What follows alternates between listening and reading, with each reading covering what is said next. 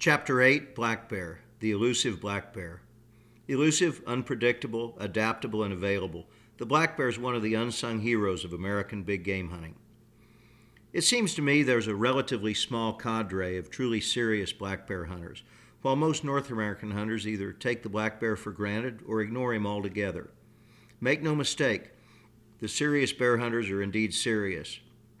Many of them are houndsmen, while many others happen to live in particularly good bear country, but they have in common a fascination for the American bear, old Ursus americanus. I can understand this, for there's much to be fascinated about, and much to recommend the hunting of this elusive creature. One aspect is quite simply his availability. I'm personally fascinated by all bears. They're beautiful, exciting, and sometimes frightening creatures. But due to the scarcity, difficulty of logistics, and just plain cost, few of us will hunt grizzly or Alaska brown bear more than once or twice in our lifetimes, if at all. Ditto and double for polar bears. As crazy as I am about bear hunting, I've long since pretty much accepted that I may never hunt a great white bear. The black bear is every man's bear. He actually occupies the widest range of any North American big game animal. You can find him from Florida to Newfoundland and from Mexico to Alaska. And with the exception of the Great Plains, you can find him almost anywhere in between. Mind you, the black bear is not as plentiful as our deer, elk, and moose. He requires space and some measure of solitude. Given those, however, he's an amazingly adaptable creature. You'll find him in the swamps of the Deep South, in the desert mountains of Arizona and Old Mexico, in the forests of the upper Midwest, literally throughout the western mountains and on north all the way to treeline. The black bear is, of course, not huntable throughout his present range. In general, as population is increasing, there's black bear hunting in every region of the United States and all across Canada. At least partly due to this huge distribution and widely differing habitats, bear hunting techniques are surprisingly regional. Hound hunting is probably the oldest technique and certainly the one steeped in the most tradition. Daniel Boone was a houndsman, so was Congressman David Crockett of Tennessee. Hound hunting is a technique best suited to forested mountains. The forest, because in unbroken forest, the unaided man would almost never see a creature so shy and elusive as the black bear. And the mountains, because the ridges and hollows make it possible to follow the hound's music for great distances, while in level forest, bears and dogs will outdistance the hunters all too quickly. In forested country, and especially in the fairly flat forests of the Great Lakes region and much of central and eastern Canada, the option to hound hunting is baiting. The black bear's eyes probably aren't quite as weak as legend would have it, but he relies primarily on his ears and nose in avoiding danger. These last two senses are keen enough that in thick country without open vistas, a human has very little chance of encountering a bear on purpose. However, one of any bear's few weaknesses is his greedy stomach. As we shall see, baiting is no more of a sure thing than use of hounds, but it is an effective black bear hunting technique. The last of the three primary methods is spot and stalk hunting. This simply means spotting or glassing up a bear at some distance, then planning an approach. It's an enjoyable and effective technique, but it has one major requirement: country open enough and with enough relief so that bears can be seen. In addition to these three primary techniques, there are two more worth mentioning: calling and tracking. We'll dispense with these two methods right now, then talk about the three primary techniques of hound hunting, baiting, and spot and stalk in greater detail. For reasons unknown to me, calling for black bears was pretty much confined to the mountains of southern Arizona for many years. Today, as both hound hunting and baiting are becoming outlawed in more and more regions, I look for calling to become a more popular method. Black bears will respond to a varmint call. A common dying rabbit call will work, and a fawn bleat is even better.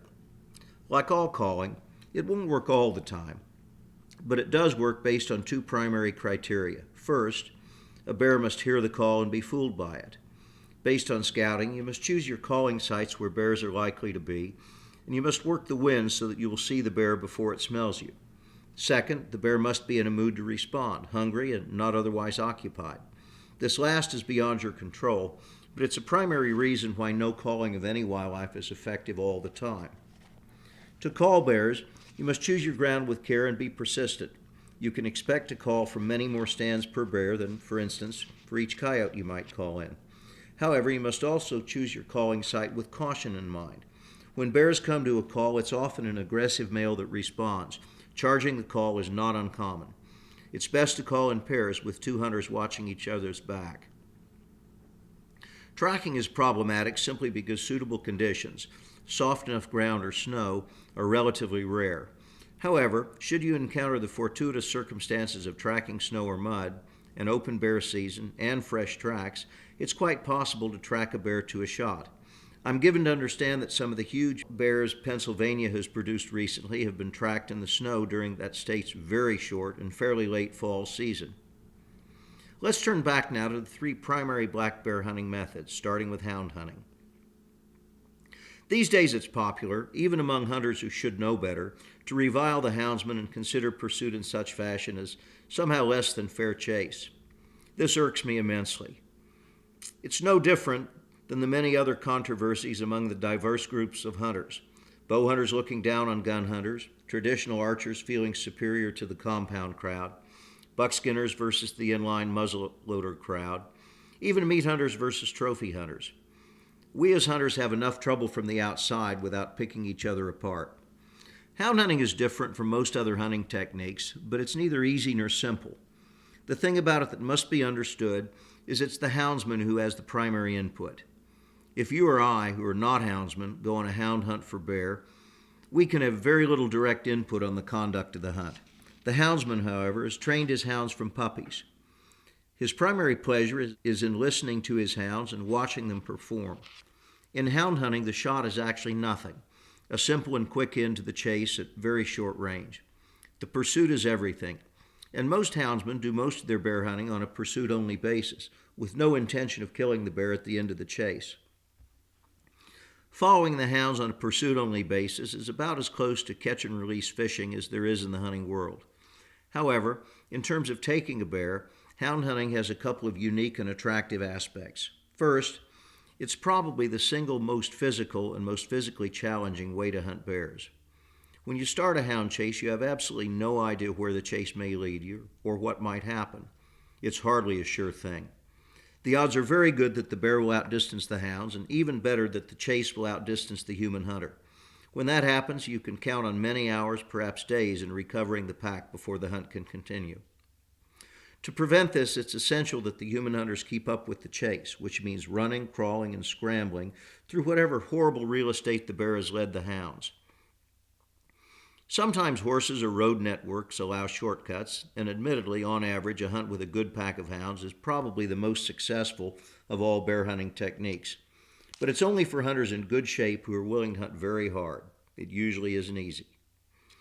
The other unique aspect about hound hunting is that it is far and away the most selective of all bear hunting techniques.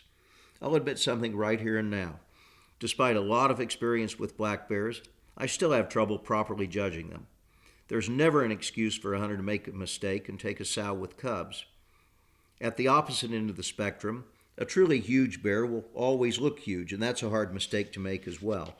But there's a vast middle ground between smallish bears and mature trophy bears. Most hunters, whether over bait or looking through binoculars, have trouble being certain what they're looking at. With hound hunting, there's never an excuse, and there are usually two chances to be sure and either take the bear or walk away. The first chance comes when a track is spotted.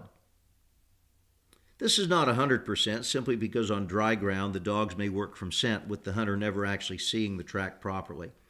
There's also the chance that the dogs will start one track but cross a fresher spoor and wind up on a different bear.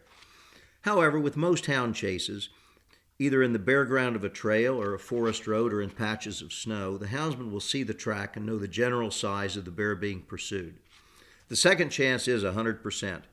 When the bear is bayed, or much more likely treed, the hunters have a close-range opportunity to judge the bear properly and either take him or walk away.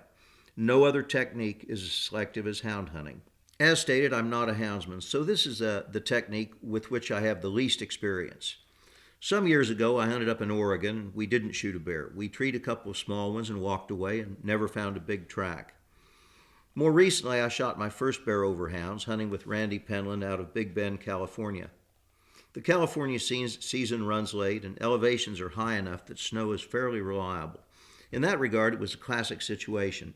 Following the hounds was very difficult on the Sierra Nevada's huge steep ridges. However, we knew what we were following, and in just a couple of days, both my partner Lad Shunison and I took nice bears. Again, hound hunting is different. It's not for the shootist, for the shot is quite easy and an anticlimax. It's ideal for handgunners and black powder enthusiasts, but perhaps surprisingly, it is not ideal for bow hunters. When the shot comes, the bear will be often obscured by brush or limbs, and if bayed, he'll be moving in a melee of dogs. Because of the danger to the dogs, there's also the requirement for that shot to be perfect and quickly effective. The houndsman himself undoubtedly gets the most out of a hound hunt, but it's a good option for hunters who like lots of action and hard work. Hunting over bait is nearly the opposite. This is a game for patient hunters who enjoy sitting on a stand in quiet woods. Obviously, hunters who typically stand hunt for whitetails will feel right at home. There's a parallel with hound hunting in that, as the houndsman himself gets the most satisfaction out of hound hunting, the person who sets the baits and builds the stand gets the most out of bait hunting. It's not as easy as it sounds.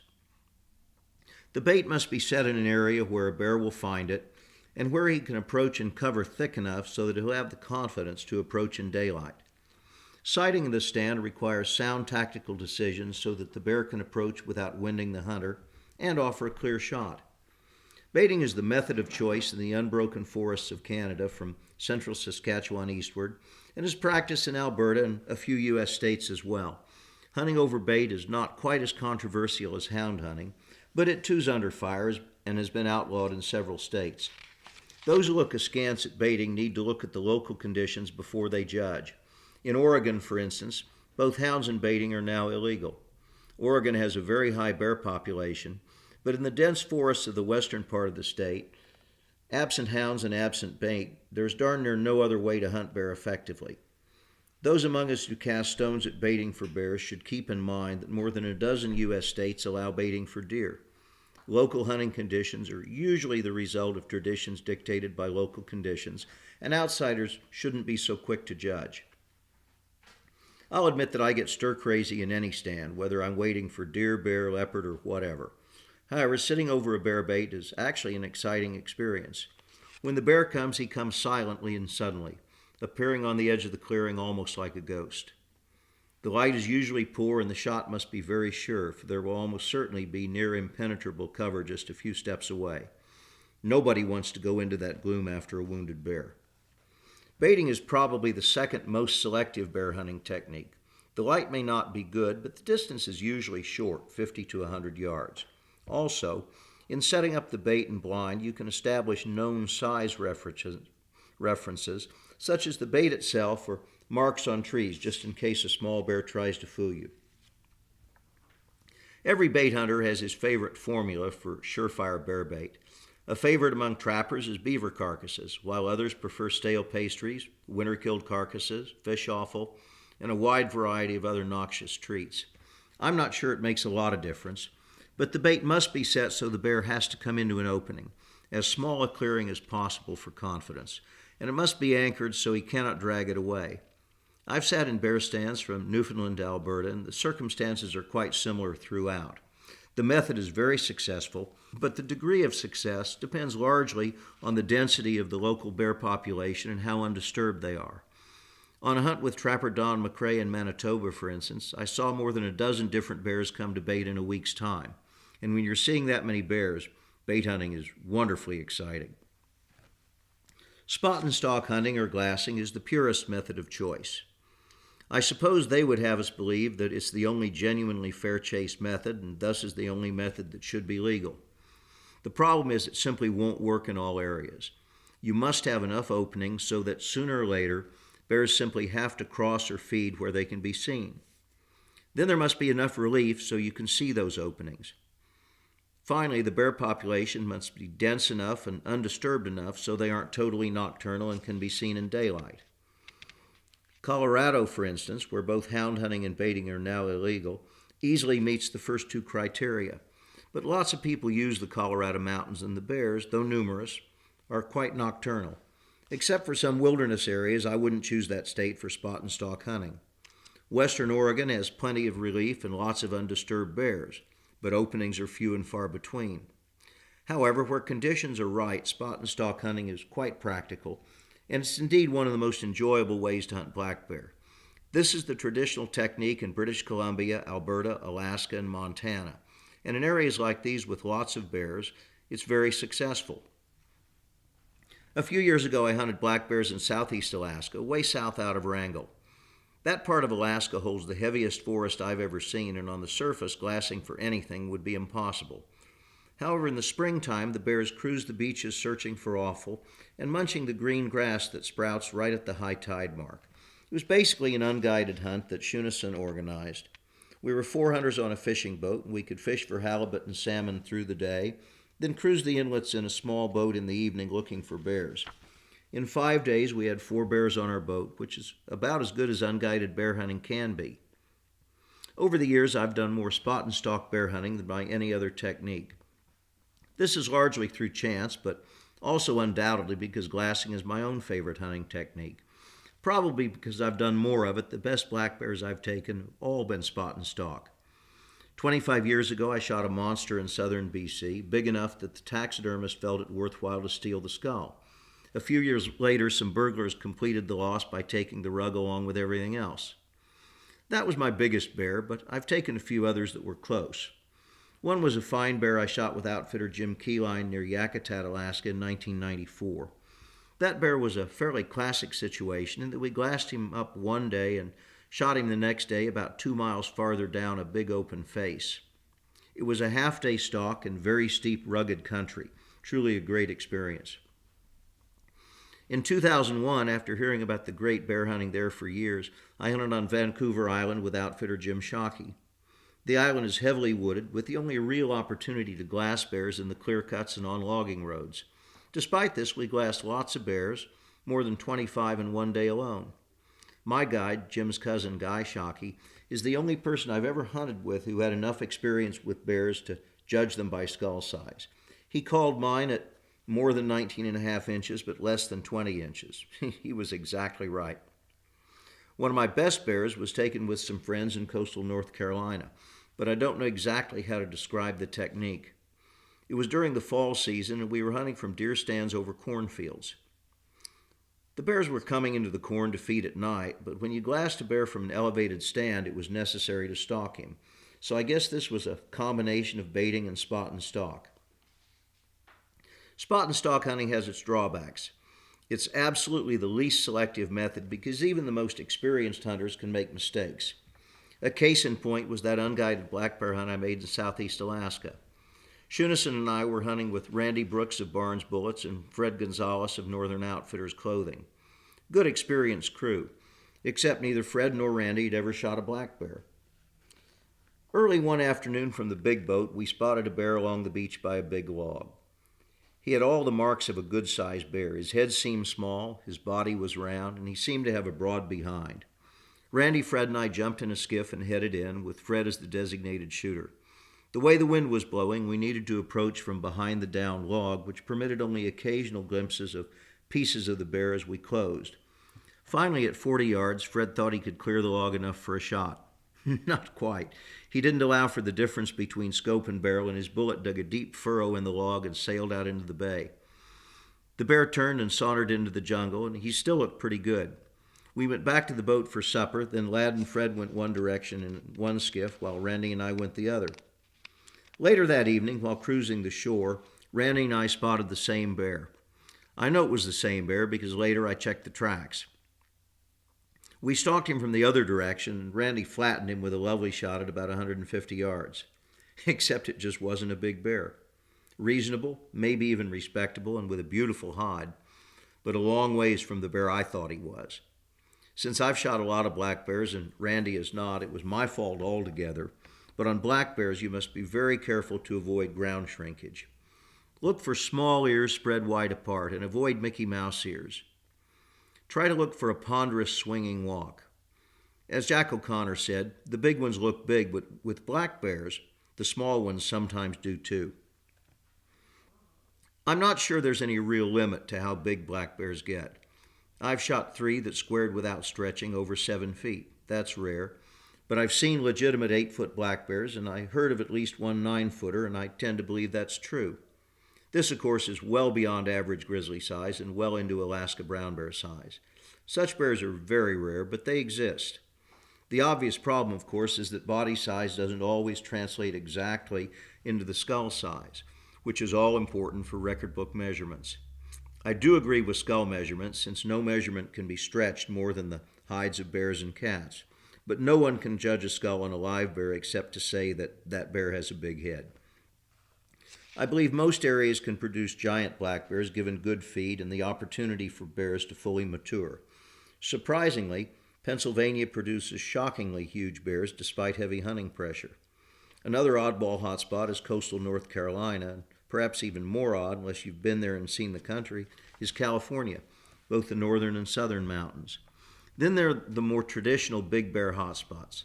Central Arizona's mountain ranges, Newfoundland, Vancouver Island, the Queen Charlotte Islands, southeast Alaska.